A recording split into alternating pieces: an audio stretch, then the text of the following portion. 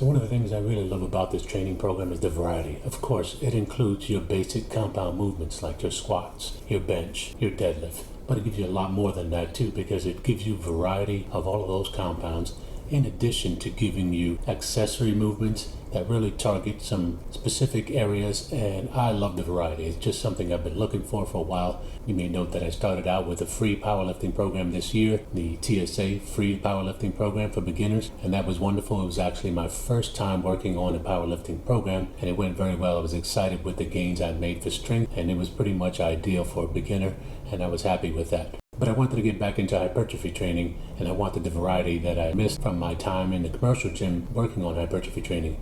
So the nice thing about this program, besides giving you the basic compound movements like the squat, bench, and deadlift, you get variety like the barbell floor press here, which is great. It's difficult and something I barely ever did, but it's nice because it definitely limits the range of motion and challenges you in a way that you probably don't do much. Another variety that I like for the posterior chain are the block pulls that you see here. I'm using my Lujan Jun 75-pound dumbbells to give me an extra 5 to 6 inches off the ground for the block pulls, working with some decent weight here, and this has been really nice. I've been enjoying the variety rather than just sticking with basic deadlifts or pause deadlifts. It throws in the block pull, it throws in some pendulum rows like you see here. It gives you a variety of different posterior chain exercises, which I have really been enjoying, and it's been keeping my workouts and my routine pretty exciting and fresh, which is great because instead of getting stale with the same typical kind of basic compound movements, it gives you the variety that I really appreciate. Here's another back movement, and I've been enjoying using the landmine, which I didn't really use at all during my time with the powerlifting program, so that has been nice. Is another example of a chest supported dumbbell row. Everything that I'm doing has really been stimulating muscles in a way that I haven't done in the last 4 to 5 months and starting this powerlifting training in the beginning of the year. So this is exciting for me. This is something I'm actually feeling some soreness in muscle groups for the first time in a while. With the powerlifting, it was great. I definitely had strength gains, but it wasn't the high rep range that for me physically gives me that soreness. This is another very challenging exercise, which is completely new to me, the Nordic ham curl. Extremely difficult.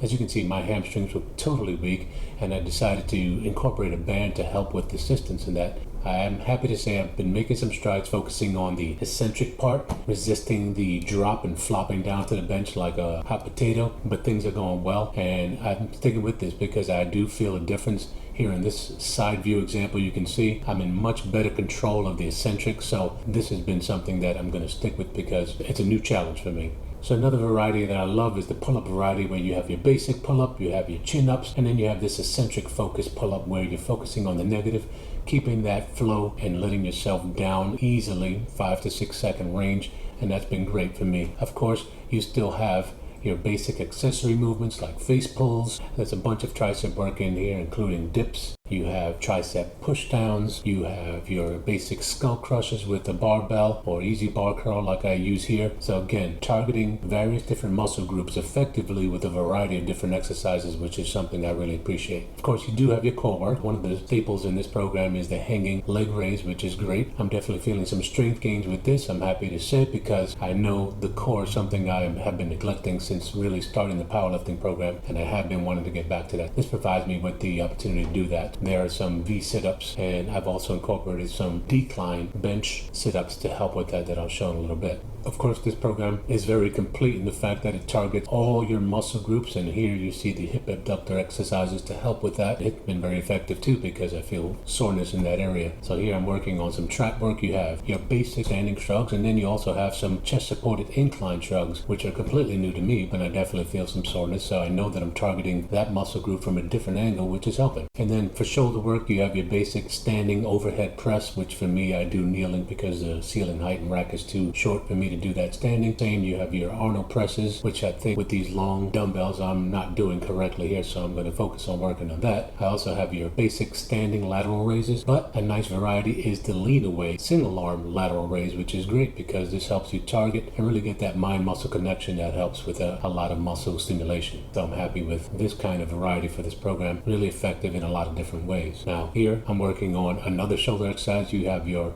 bent over rear delt flies, which is great, and now for leg work, it throws in a lot of different leg variety like I showed you with the hip abductors. You have leg curls, you have leg extensions, in addition to the compound movements like the squats. So here's another exercise for the posterior chain, working the glutes and the hip flexors. And this is something that I typically never really did in the commercial gym, and I'm glad to have the pulley system because it helped with doing that at home and really gaining some strength in that area, which I know I really needed. Chest exercises, you have some pec flies, which is something that typically I didn't like to do because of my previous chest and shoulder injury. I like the fact that this program varies your rep range from low for strength gains to high rep ranges for hypertrophy. So the fact that some of those pec fly exercises are done at a high rep range, I can keep my weight low, minimizing the risk to myself for injury. Another great exercise to target is the single arm lat pull down, which I'm really enjoying. Previously I was doing the lat pull down with both arms, so this is definitely challenging because you don't have the benefit of both arms. The weight has come down as a result, but I'm feeling some strength gains already in the few weeks that I've been on this program.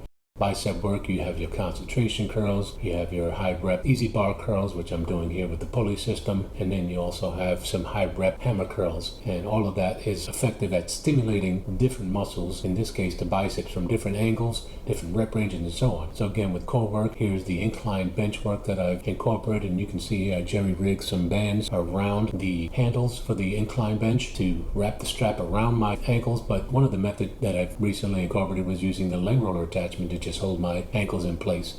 Thanks to one of my followers on Instagram who just asked if I could do that, and sure enough, it's easy enough to do, just repositioning the leg roller attachment at a different height. So for calf raises, again, you have standing calf raises, which I'm using a piece of cherry wood here to get elevated, and then you have seated calf raises. So with the standing calf raises, I'm going a little light because I only have the 75-pound dumbbells, but with the seated calf raises, thankfully I can go very heavy to really stimulate those calves in a way that they need.